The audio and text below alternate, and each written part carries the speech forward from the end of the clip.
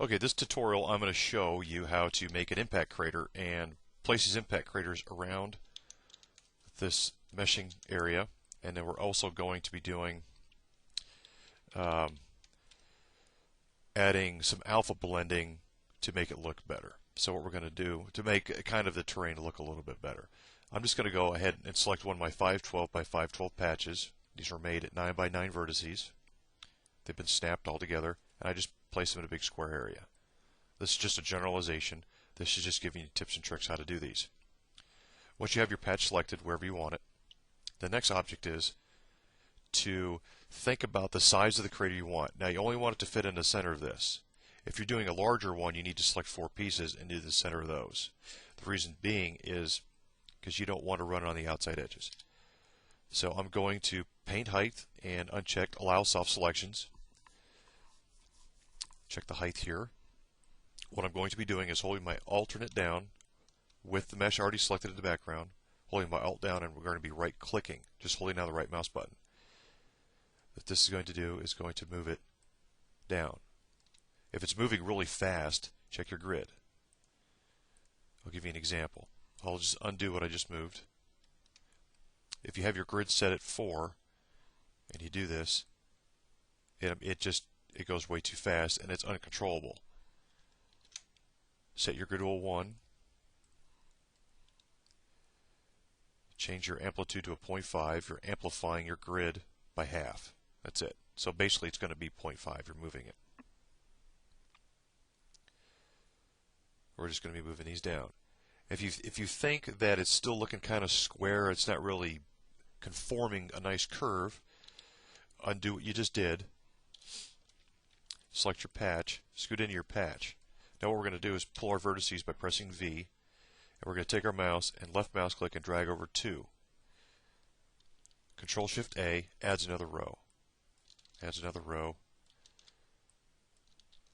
What this is going to do, it is going to give us smaller, closer vertices together, so when we manipulate, they kind of blend in together and they're not eyesores. There we go. Now what we can do is get rid of the vertices, bring up our advanced patch editing options, and do this again. Notice it gets a little smoother. This is going to be our impact crater. I don't know how far down I'm going. If you can't tell, you can look. So far I'm at 58. That's almost the height of one player. That's just pretty good. Now what we need to do, take our outer radius and drop it in a little bit to about a 64. Hold on the Alt and left mouse click. We're going to raise the outer portions of this crater up. We'll just do it on one side. Be sure don't get your outer radius circle touching these edges here, because that's just going to goof you up. So just stay away from the edge.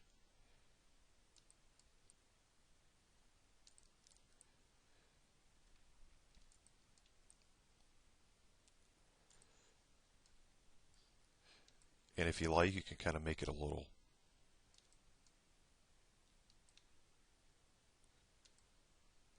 not exactly a perfect round crater. You can kind of goof it off a little bit. And then you can also do is select it, press V, and you can actually move each of these vertices one by one just by clicking on them, moving them in or out. Or it's a nice little crater right there for us. Now, what we can do now is, if you like this crater, you can say this is a prefab. So all you need to do is just plop this in somewhere else. Say this is a prefab crater. Done.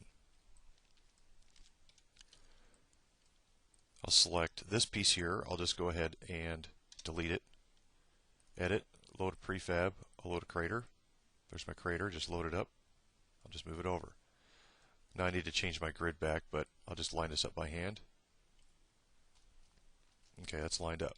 So now I've got 2 craters.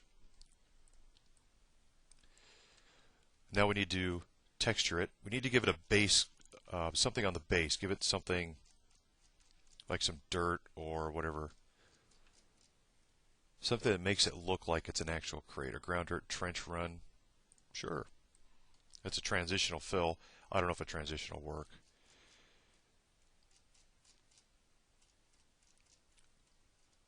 What we'll do is we're shopping. We're shopping for a texture. We'll do this one. Notice how it's all, this is the actual size, these little, so what we need to do is you need to fit or you can cap. It's up to you, but if you cap, your outer textures need to line up. So this one's not going to work for us. We'll find just some regular dirt. Okay, we've got that picked. And we'll do the same with this one. Got that one done. S, cap.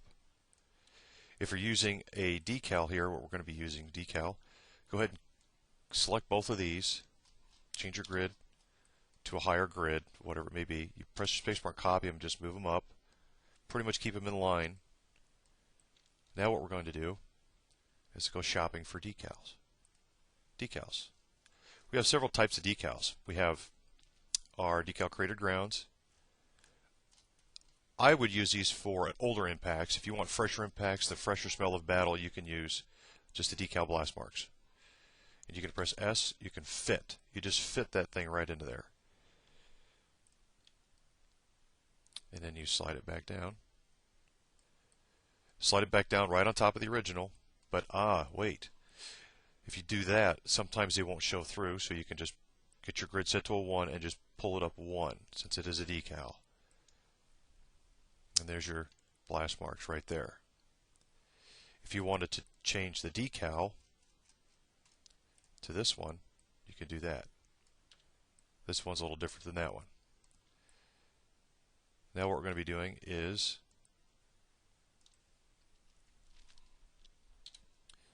adding, get my grid, grid's a 1, outer radius a little larger.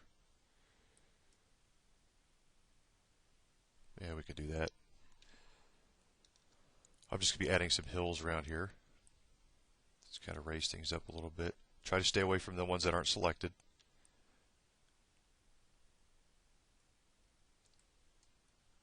If you find yourself touching, you can just lower it.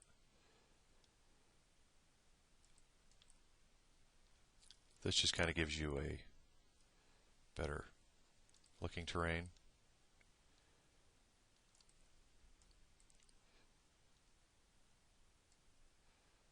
We probably need to go to a 1. Get it moving a little bit better. I don't move terrain in large movements at a time, because what you see in the editor is actually amplified in game. So if it looks like a really small hill, it'll be actually a larger hill. Alright, there we go. Got that done. Now what you can do is just, let's get rid of your editing options. Just go around and hold your shift and left click on the patches that you want to select. You got them? Now once you got those, we need to press U, bring up our already used textures. And we already used this portion, so we're going to S, cap, boom. See how that worked? Now if we want to put some grass on this hill right here, what you do is you select the area you want to put grass on. Get your grid to a 1, press your space bar to copy it, line it back up,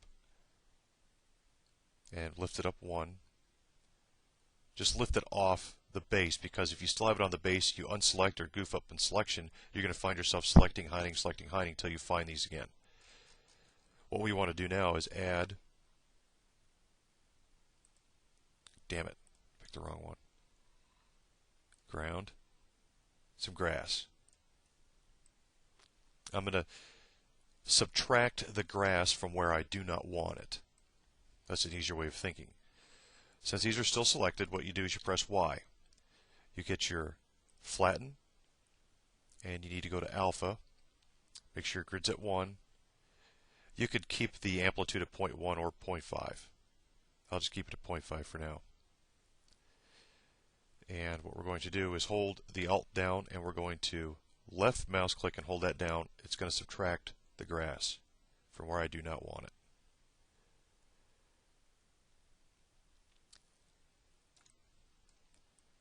I'm doing this in a larger piece, so if you're doing a smaller, tighter area, you can reduce the outer radius.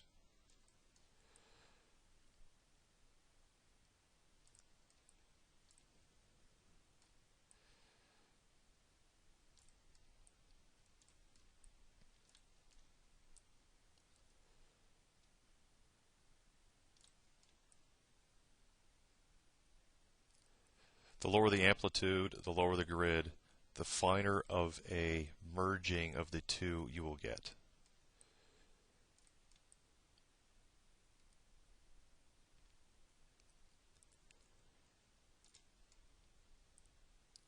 And when you're done, press Y, press Escape. And you'll move around it. You might see little pieces where you missed. Hey, look at, I missed that. So Y. Get rid of that. Just kind of go around, check it. But before we compile, what we need to do here is go ahead and select these patches again.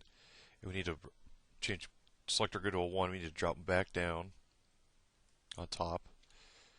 And they're actually intertwined with the bottom layer. So you need to go ahead and go through and find those guys where they're at. I'm just holding my shift down and just double clicking till I get both highlighted. Sorry, just till I get the base coat highlighted right there. It's a little goofy thing, and that should be that for doing this. Go ahead and get a skybox made.